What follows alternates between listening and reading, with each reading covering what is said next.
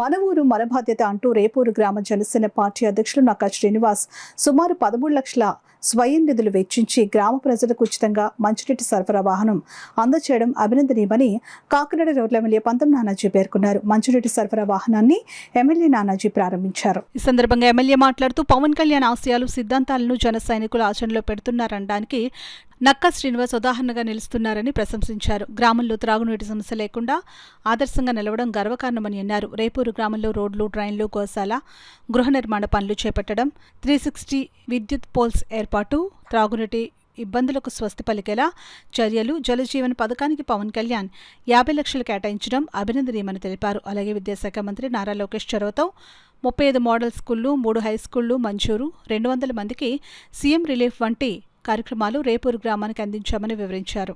ఈ కార్యక్రమంలో కరప మండల అధ్యక్షులు బండారు మురళి, సిరంగ శ్రీనివాస్, తోటవేణు, గవరి శ్రీరాములు, వరూరు రాజా, పెండం కృష్ణ, అడప రామకృష్ణ తదితరులు పాల్గొన్నారు.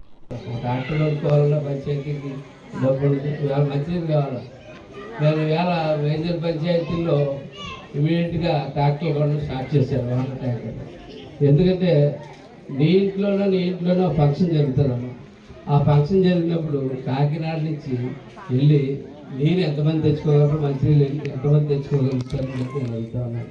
దాని గురించి మీ అందరికీ కూడా వాటర్ ట్యాంకర్, ప్రతి ఊరికి కూడా ఒక వాటర్ ట్యాంకర్ వచ్చేటట్టు మేజర్ పంచాయతీతో స్టార్ట్ అయ్యి మహేంద్ర పంచాయతీ దాకా స్టార్ట్ చేస్తామని చెప్పి మంచినీళ్ళ యొక్క ప్రాముఖ్యత పవన్ కళ్యాణ్ గారు ఆ శాఖ మన అదృష్టం ఏంటంటే ఆ శాఖ మన నాయకుడు పవన్ కళ్యాణ్ గారి దగ్గర ఉండడం వల్ల తప్పకుండా జలజీవన్ మిషన్ ద్వారా ఇవాళ 3,100 కోట్ల రూపాయలు ఇవాళ ఉభయ గోదావరి జిల్లాలకి ఆయన మోడీ గారిని అడిగి తీసుకురావడం జరిగింది. అందులో 1,650 కోట్ల రూపాయలు మన ఫస్ట్ ఫేజ్లో ఖర్చు పెడతా ఉంటే అందులో 50 కోట్ల రూపాయలు మన కాన్స్టిట్యున్సీకి ఇచ్చినందుకు పవన్ కళ్యాణ్ గారికి ధన్యవాదాలు తెలియజేస్తా ఉన్నాను.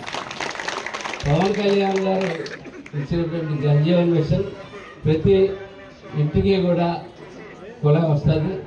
ప్రతి ఇంటికి కూడా ప్రత్యేకమైన వాటర్ గ్రిడ్ పెట్టడం జరిగింది. మెగా వాళ్ళు కాంట్రాక్ట్ తీసుకోవడం జరిగింది.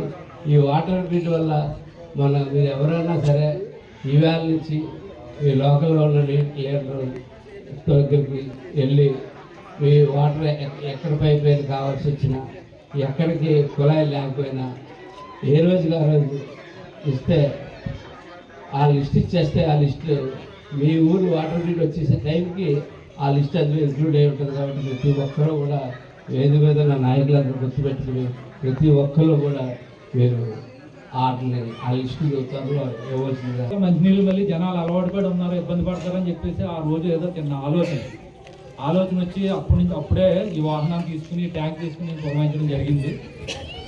కాకపోతే నాకు ఎప్పుడు వాహనం తీసుకొచ్చి నేను ఫ్రీగా గ్రామంలో పెట్టడానికి మన ఎమ్మెల్యేగా నాకు అవకాశం ఇవ్వలేదంటే వేరే ఏం కాదు. ఆ స్కీమ్ అయిపోయిన తర్వాత మనకు నాగా లేకుండా ఇప్పుడు కూడా నిత్యం కూడా ట్రాక్టర్లో వాటర్ వస్తూనే ఉంది. ఇదే ప్రోగ్రాన్ని గత 2-3 సార్లు మేము ప్లాన్ చేస్తే అనుకోని కారణాల వల్ల ఆగిపోవడం జరిగింది. కానీ దీని జీవితకాలం నడిపేంత స్తోమత నా దగ్గర లేదు. కొంతకాలం ఎంతంటే మన ఎమ్మెల్యే గారు వచ్చిన తర్వాత ఇవాళ మన గ్రామంలో పాతది ఒక వాటర్ ట్యాంక్ ఉండగా అత్తకట్ట నుంచి మన ఈ 4 గ్రామాలకి సుమారు 94 లక్షల రూపాయలతో ఒక గ్రాంట్ చేసి కొవాడలో ప్లాంట్ కట్టి మన ఇంటింటికి జలజీవన మిషన్లో భాగంగా ప్రతి ఇంటికి కూడా ఒక కొళాయి ఏర్పాటు చేయడం జరుగుతుంది.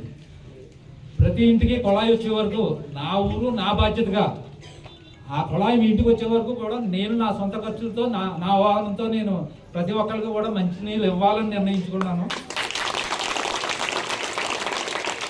ఇది నిత్యం ఇంటికి మంచినీళ్ళు ఇవ్వడమే కాకుండా మన గ్రామంలో ఏదైనా శుభకార్యం జరిగినప్పుడు ఎవరికైనా కావాలంటే మనకు చెప్తే మనకున్న దాంతో వాళ్ళ శుభకార్యాలు కూడా మనం వాటర్ సప్లై చేయడానికి మనకు అవకాశం ఉంది.